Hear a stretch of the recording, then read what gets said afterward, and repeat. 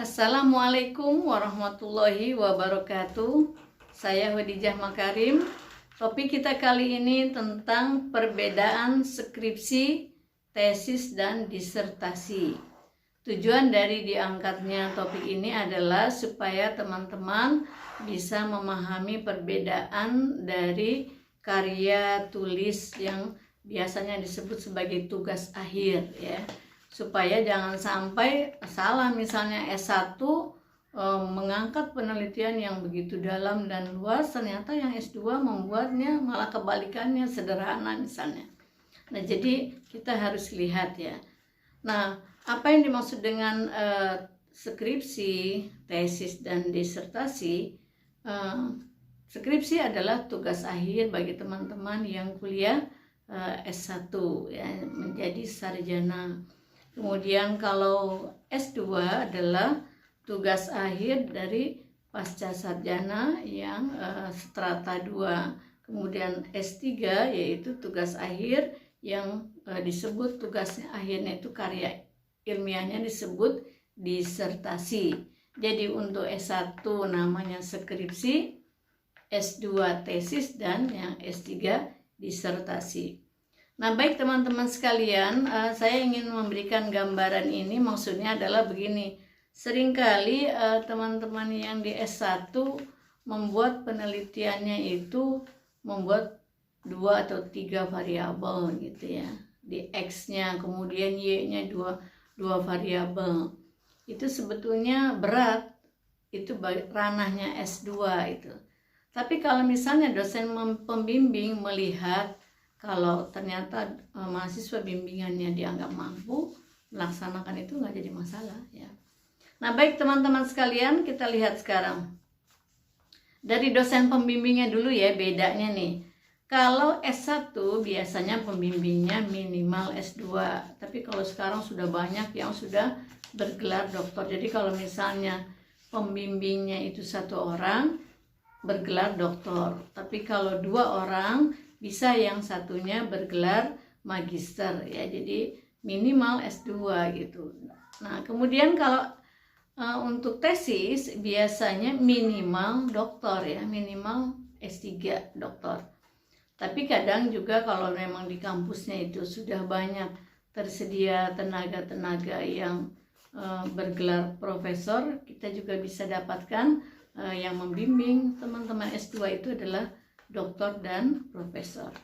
Sebetulnya profesor itu adalah bukan gelar, tapi adalah pencapaian dari satu kompetensi khusus. Tapi yang lebih kita kenal, ya, profesor itu juga gelar. Secara umum kita mengenalnya seperti itu. Lalu kalau S3 gimana? S3 minimal profesor yang membimbing itu dan didampingi oleh doktor yang senior. Jadi kalau pembimbingnya 3, biasanya untuk S3 itu 2 orang bergelar profesor, 1 orang bergelar doktor yang senior, ya, bukan doktor yang baru lulus misalnya gitu, tapi harusnya doktor yang senior. Nah, itu teman-teman dari masalah dosen pembimbing. Nah, kita lihat sekarang dari permasalahan yang diangkat. Kalau S1 apa misalnya? Kalau S1 itu biasanya yang diangkat dari empirik, ya, pengalaman, fenomena yang ada di sekitar teman-teman, kemudian dan biasanya tidak mendalam, gitu ciri permasalahan yang diangkat. Sedangkan S2 itu harus mendalam, gitu. Dan S3 selain mendalam juga harus berlandaskan atau berangkat dari teori. Kenapa? Karena kesimpulannya nanti ada mendukung teori yang sudah ada, memperkuat, atau menolak teori yang sudah ada, atau melahirkan teori baru. Tidak menolak tetapi menambah hasanah, ya, teori baru. Jadi itu yang dilakukan oleh teman-teman S3. Bagaimana dari kemandirian penulis? Nah, ini penting. Jadi perhatikan ini. Jadi teman-teman yang menulis skripsi itu memang lebih banyak, 60% itu pada mahasiswa. Jadi peran pembimbing pada umumnya sekitar 40%.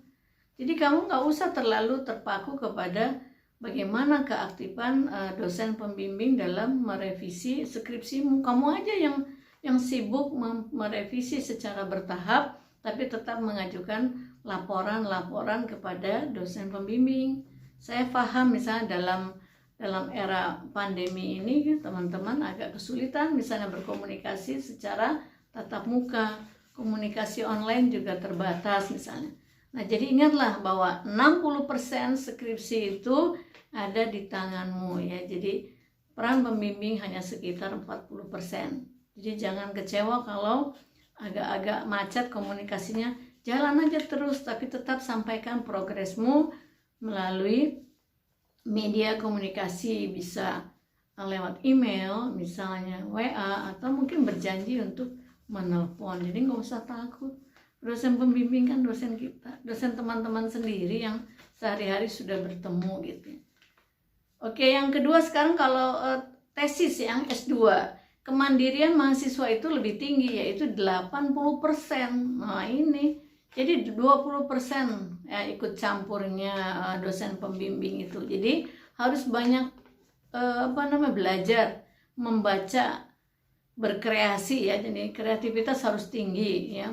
Jadi 80% jangan lupa itu pada teman-teman yang menulis tesis. Lalu bagaimana dengan S3? Wah, lebih tinggi lagi. Hampir seluruhnya adalah menjadi tanggung jawab teman-teman yang sedang menulis disertasi. 90% peranan menulis disertasi ada di tangan mahasiswa S3 itu sendiri. Pembimbing hanya 10%. Mungkin menambah, mengurangi sedikit-sedikit ya, karena apa? Pada umumnya teman-teman yang menulis disertasi di level S3 itu kan sudah berkompeten di bidangnya masing-masing. Namun demikian tetap harus ada pantauan dari tim pembimbing. Jadi jangan lupa, saya ulangi, kalau S1 perbandingannya 60% kemandirian, 40% bantuan ya dari pembimbing. S2 80% mandiri, 20% bantuan dari dosen pembimbing. S3 90% tingkat kemandiriannya dan 10% ada campur tangan dari pembimbing. Baik teman-teman sekalian, yang kalau kita lihat bobot ilmiahnya sekarang, apa yang ditulis dan diteliti, kalau S1 itu cenderung bobotnya rendah menuju sedang gitu ya. Saya sederhana lah, tidak usah terlalu tinggi-tinggi, dan memang baru sampai di level itu. Jadi bobot ilmiahnya sedang-sedang aja gitu. Kalau rendah mah janganlah ya, usahakan di level sedang. Nah kalau S2 itu sedang menuju tinggi. Jadi bagi teman-teman mahasiswa yang mempunyai kemampuan untuk meneliti yang bobot ilmiahnya tinggi, biasanya dosen pembimbing akan menarik ke arah itu. Tapi kalau nampaknya tidak atau kurang memiliki kemampuan, ya sudah di level sedang saja, nggak apa-apa. Nah kalau S3 mutlak harus bobot ilmiahnya tinggi gitu ya. Karena itu tadi, karena akan menguji teori, melahirkan teori baru, menyanggah teori lama ya, atau kalau misalnya tentang kebijakan pemerintah, mungkin hasil penelitiannya akan menolak satu kebijakan, misalnya seperti itu. Jadi bobot ilmiahnya harus tinggi. Nah baik teman-teman, biasanya ini ditengarai atau dicirikan oleh jumlah variabel ya. Kalau penelitian S1 variabelnya 1 atau 2 di X ya, di Y-nya 1. Kalau S2 variabelnya bisa 3, bisa 4. Kalau S3 bisa lebih dari itu. Kemudian hipotesisnya, kalau S1 mungkin hipotesisnya 1, S2 mungkin 2, S3 bisa beberapa hipotesis yang diuji ya. Baik teman-teman sekalian, yang berikutnya adalah dari model analisis. Kalau S1 analisisnya tadi rendah dan menuju sedang, ya sedang-sedang aja. Biasanya ya sederhanalah menggunakan model-model analisis yang sudah populer ya untuk level S1. Yang kemudian kalau S2 itu sedang menuju tinggi dan S3 tinggi. Misalnya kalau satu contoh S1 menggunakan satu model analisis, kalau S2 mungkin pakai 2. Tapi kalau S3 mungkin pakai analisis lanjutan. Contoh misalnya untuk S3 misalnya. Untuk menguji variabel yang satu menggunakan regresi, misalnya regresi berganda. Kemudian variabel berikutnya menggunakan analisis lintas. Kemudian variabel berikutnya menggunakan SEM gitu ya. Jadi itu yang digunakan oleh S3. Jadi model analisisnya harus beragam ya untuk setiap variabel dan dihubungkan dengan hipotesis. Baik teman-teman sekalian, kaitan dengan itu bagaimana rumusan masalahnya? Nah ini, kalau S1 biasanya perumusan masalahnya 2 atau 3 ya, minimal 1, 2 gitu. Tapi kalau S2 itu minimal 3 perumusan masalahnya. Ya syukur-syukur bisa lebih dari itu gitu. Jadi kemudian yang S3 perumusan masalahnya lebih dari 3. Bagaimana Bu misalnya kalau S1 perumusan masalahnya 3 atau 4, ya nggak apa-apa. Ya kita latih. Jadi ini kan yang digambarkan oleh saya itu adalah yang standar ya. Tapi kalau kita sebagai mahasiswa ingin lebih dari itu nggak apa-apa. Saya sendiri misalnya sebagai pembimbing itu seringkali mengajak teman-teman mahasiswa bimbingan saya yang S1 tidak pernah membiarkan mereka untuk mengajukan rumusan masalah itu cuma 2, 3, nggak pernah. Saya tarik lebih dari 3 ya, minimal 4 gitu. Kenapa?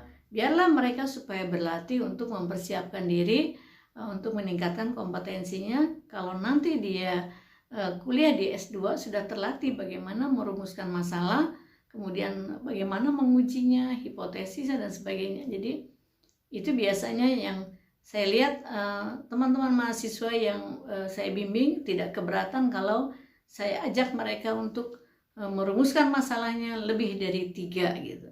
Walaupun dalam standarnya boleh 1, boleh 2 gitu.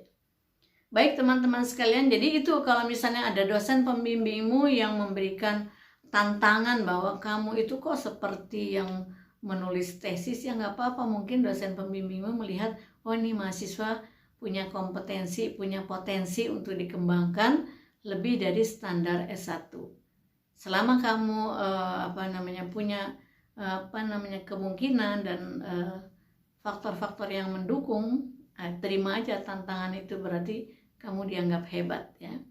Baik teman-teman sekalian, tapi kalau misalnya dosen pembimbing memberikan tantangannya terlalu berat, kamu bisa ngobrol gitu. Bu, ini kan saya S1 dan kemudian saya udah berada di ujung tanduk nih, udah semester 13 Bu gitu. Kalau saya menggunakan tawaran misalnya, tawaran ibu atau bapak, saya khawatir nanti nggak selesai 1 semester melaksanakan penelitian ini gitu.